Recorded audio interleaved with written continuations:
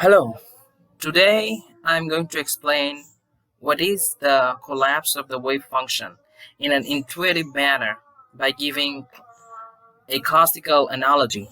Okay, I know that there is no exact classical analogy to understand the quantum mechanics, but it will do the job of short of getting the very basic understanding.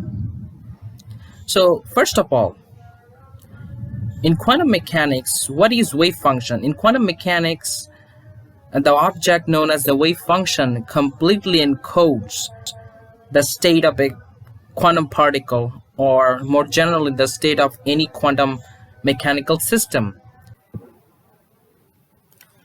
In, in quantum mechanics, the wave function is a kind of mixture of abstract, fuzzy concept or generally informations. And we apply tool known as quantum mechanical operator kind of to extract some real valued information, physical information. So the wave function is an object whose absolute magnitude square is the probability distribution of the object in some domain or space. For example, imagine flipping a coin. Before you see the coin land on the ground, there is an equal probability of getting heads or tails. So we can assign it a wave function that look like this. So wave function of head is equal to root over 1 by 2, and wave function of tail is root over 1 by 2. So it's a kind of analogy to understand. Before you see the coin land on the one side of the ground, there is an equal probability of getting heads or tail. So the probability of heads or tails is just a square of the wave function. So probability of getting head is equal to square of the wave function. A probability of a wave function of the head is equal to half, and probability of getting tail is half. The probability thus is the square of the wave function.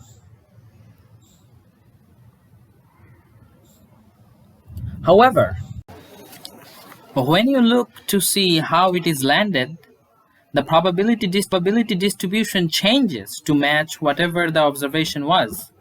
Obviously, if you see that the coin has landed head, then the probability of the coin being head is now 100%, and the probability of getting tail has become 0%. So of course, this means the wave function, has collapsed.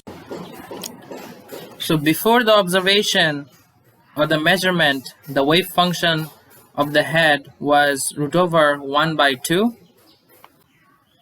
and the probability of the wave function, which is the squared magnitude of the wave function, was half. But after the measurement has taken place, the new state has become or collapsed to 1, and the probability is now 100%. So probability collapsed to 100% in case of getting head and 0% in case of getting tail. So upon detection of quantum mechanical probabilities calculated by the wave function instantaneously convert to 100 for the position in which the electron or any particle is detected, and 0% probability everywhere else. So the wave function collapse is the unknown transformation from a spread out wave describe the wave function to localize the particle.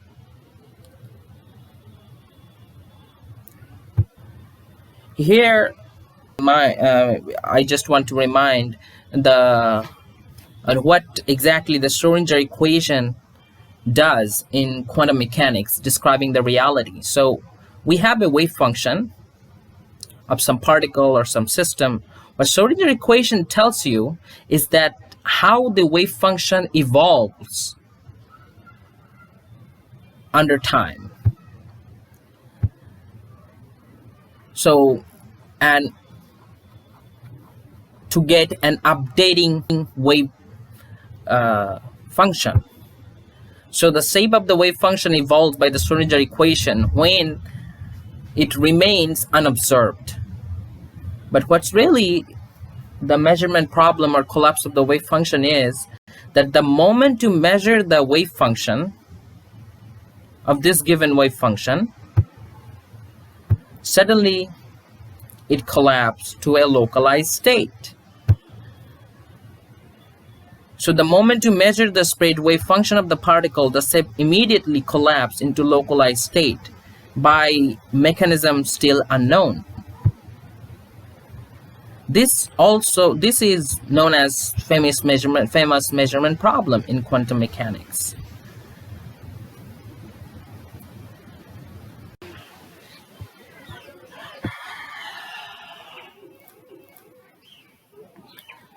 Here is a simulation of probability wave, and the norm square of the probability of the wave, or simply the height of the wave, gives us the probability of the particle being at that location underneath that portion of the wave. But when I began to measure the particle position, I instantly caused the spread out probability to collapse and the wave spike at that location where the particle is found. So what is this weird transformation that caused our state to collapse into one of its localized state, or more generally eigenstate? The equation certainly did not anything have to do with it. Something else dictated the time evolution of our state. How did this mysterious mechanism know to choose only a particular localized state and to do so with this assigned probability? Was this transformation instant, or did it take some amount of time? So these are some unknown questions, and probably some deep questions. So the unknown mechanism or equation by which it is taken place, it's still unknown. That's for now. Okay. Right.